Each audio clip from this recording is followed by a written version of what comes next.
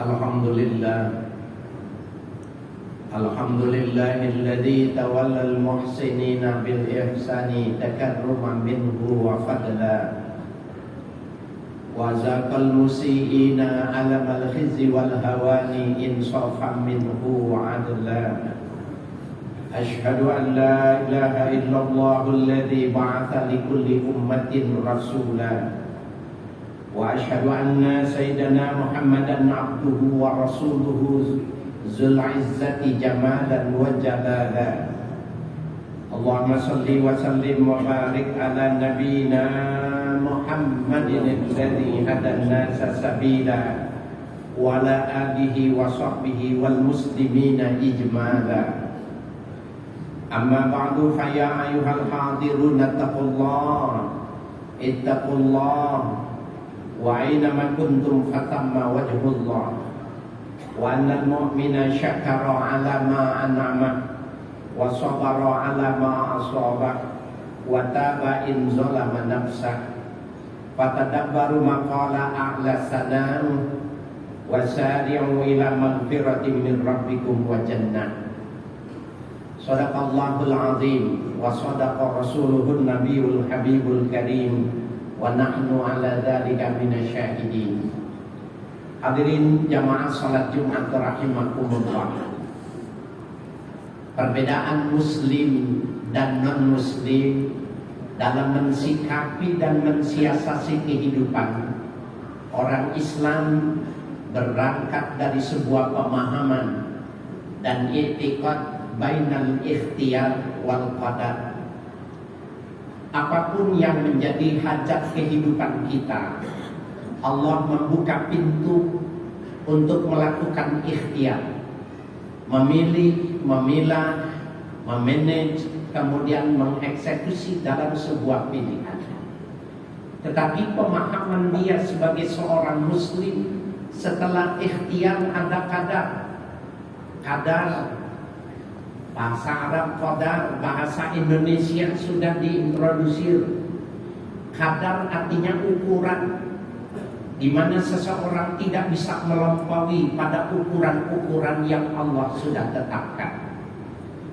Ikhtiar dan qadar itulah cara hidup dan pandangan hidup orang muslim.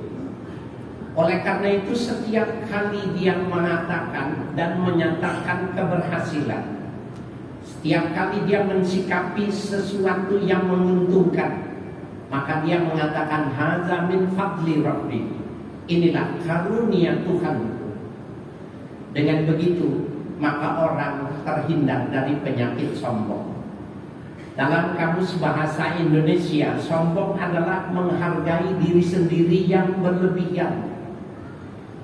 Orang boleh punya harga diri, tetapi ketika menanamkan penghargaan yang berlebihan, itu bukan harga diri, itu sombong. Hadirin sekalian yang berbahagia, sombong sesuatu yang dibenci. Bahkan surga tidak mau dimasuki oleh orang-orang yang sombong. Dosa pertama yang dilakukan oleh makhluk, siapa itu makhluk? Ma siwallah, selain Allah disebut makhluk. Dosa pertama makhluk kepada Allah adalah kesombongan. Siapa yang tidak kenal iblis, ahli ibadah. Iblis di dalam surga orang yang sangat taat. Tetapi ketika dia diperintahkan untuk menyembah, untuk memberikan penghormatan kepada Adam, dia enggak mau. Aba wastakbar. Dia enggak mau dan dia merasa sombong. Ketika Allah tanya, kenapa kau tidak mau sembah, tidak mau memberikan penghormatan kepada Adam? Dia mengatakan, ana khairu minhu, aku lebih bagus dari Adam. Khalaqtani min nar wa khalaqtahu min tin. Kau ciptakan aku dari api, sementara kau ciptakan Adam dari tanah. Hadirin sekalian yang berbahagia, hanya iblis yang mengatakan asal kejadiannya lebih hebat ketika Allah sudah menentukan secara proporsional. Catatan tentang dosa kesombongan. yang diberikan kepada iblis. Satu kali berdosa dengan kesombongan maka diusir, dikeluarkan dari surga. Bisa jadi kita berapa kali sombong, kesombongan menjadi keseharian, tetapi kita berharap masuk surga. Hadirin sekalian yang berbahagia, kesombongan anak Adam juga dilepiskan di dalam Al-Quran. Ketika Fir'aun menjadi orang yang sangat menonjol dalam harta kekuasaan, terutama dalam kesehatan. Fir'aun tidak pernah sakit. Fir'aun flu, pilek saja belum pernah. Sehingga dia mengatakan, Ana Rabbukumul A'la, akulah Tuhan kalian yang maha tinggi. Begitu juga dengan Namrud, dengan kesombongan yang dia punya, harta, kedudukan dan tahta, dia mengatakan, Ana uhyi wa umit, aku bisa menghidupkan dan mematikan. Hadirin sekalian yang berbahagia, kesombongan yang sering terjadi adalah kesombongan intelektual. Apakah kesombongan dengan harta, jabatan, harta, tahta, wanita itu bisa semata-mata kemutlakan? Tidak. Ada kesombongan intelektual yang kadang-kadang itu lebih berbahaya dan lebih tidak mendudukan kita sebagai muslim yang baik. Salah satu contoh, dalam salah satu hadis sahih dikatakan, idza waqa'a dzubabu fi ina'i ahadikum falyahmishu, apabila lalat jatuh ke minuman kalian, benamkan keseluruhan. Falyanzahhu, setelah kau benamkan kau buang lalatnya. Fa inna fi ihda janahaihi wa fil ukhra shifa, pada salah satu sayapnya itu ada bakteri yang menyebabkan orang menjadi diare dan penyakit-penyakit yang lainnya akibat dari sebuah mikrobiologi pada sayap itu. Wa fil ukhra shifa, dan pada sayap yang satunya terjadi penetralan, hilang manakala dicelupkan bersama. Hadirin sekalian yang berbahagia, teh manis, kopi, susu yang di hadapan Bapak, ketika dimasuki lalat, dicelupkan, dibuang lalatnya, apakah minuman itu diminum atau dibuang? Itulah sebuah kesombongan ketika kita mengatakan, jangan-jangan Nabi tidak tahu higienis, jangan-jangan Nabi tidak tahu bahwa sebenarnya itu berpenyakit. Lebih kuat pemahaman tentang pemahaman kesehatan yang insaniah. Sementara Allah melabelkan nama Nabi, wa ma yantiqu 'anil hawa in huwa illa wahyu yuha.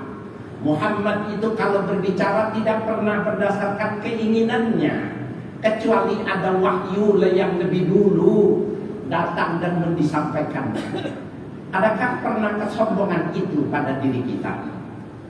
Hadirin sekalian yang berbahagia, ketika Allah mengatakan ciri orang yang beriman, alladzina yu'minuna bil ghaib wa yuqimuna shalah wa mimma razaqnahum yunfiqun. Ini identitas.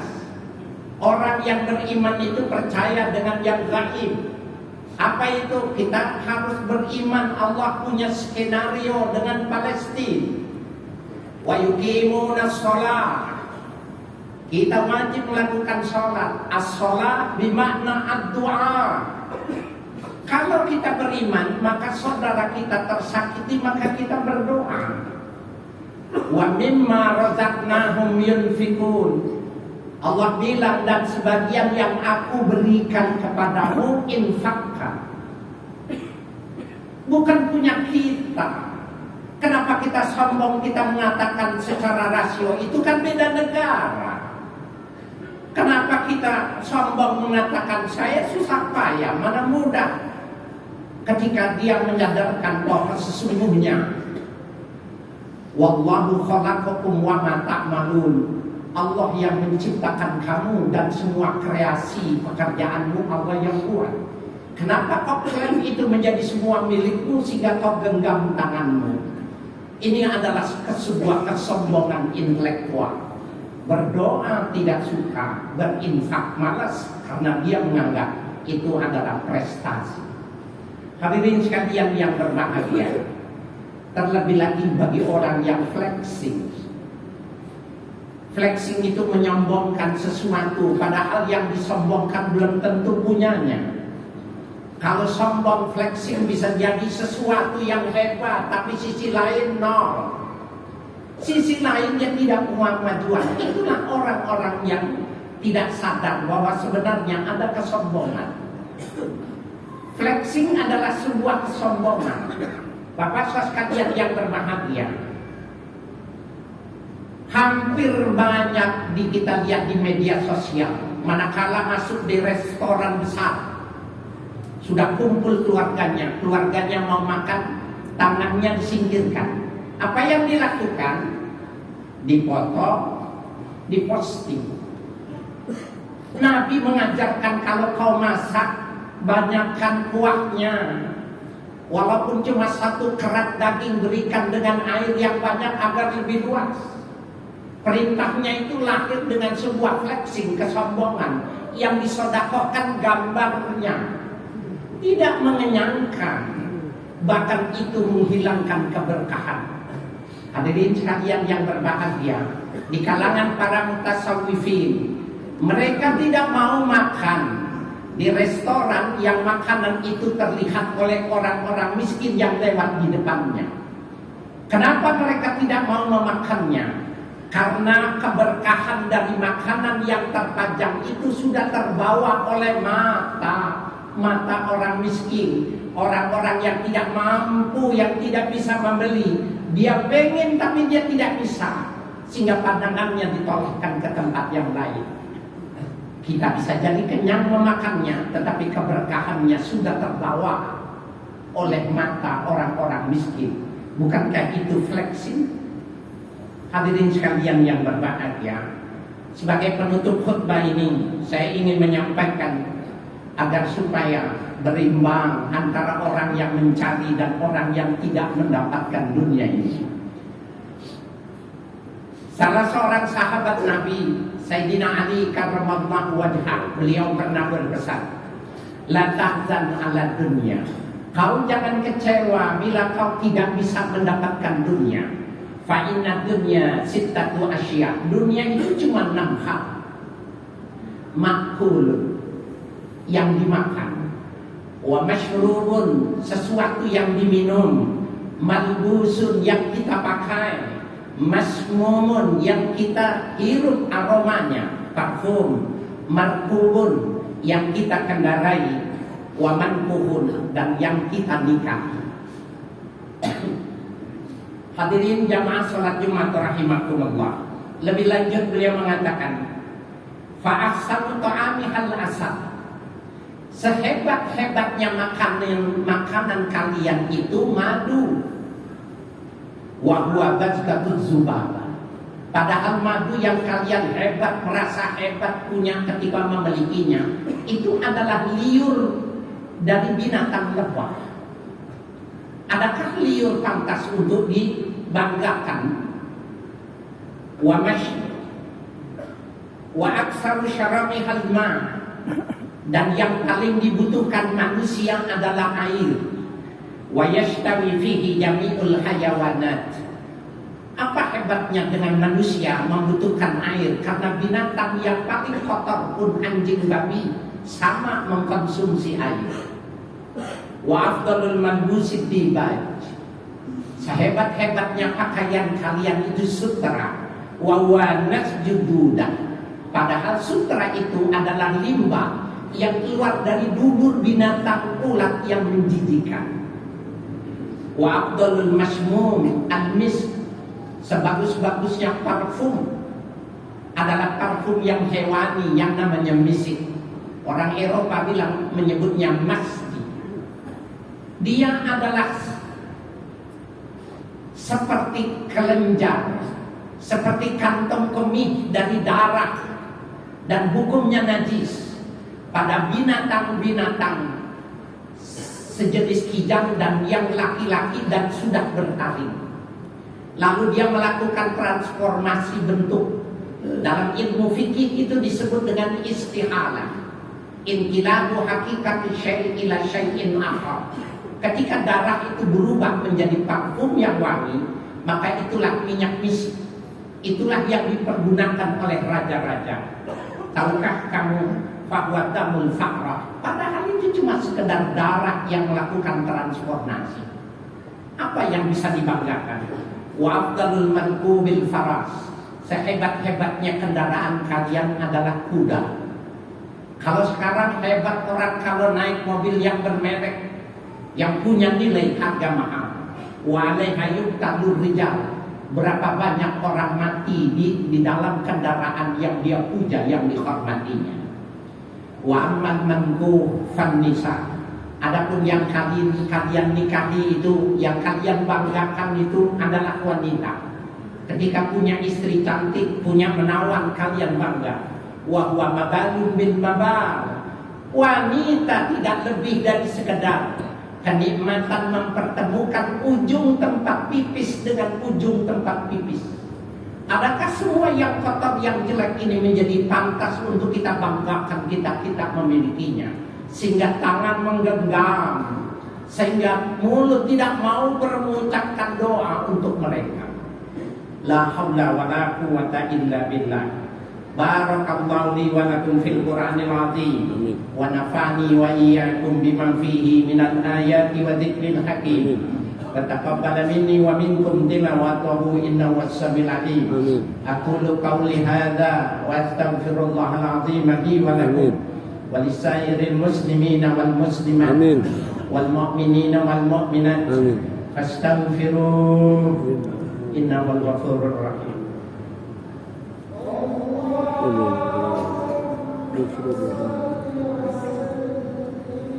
ربنا اللهم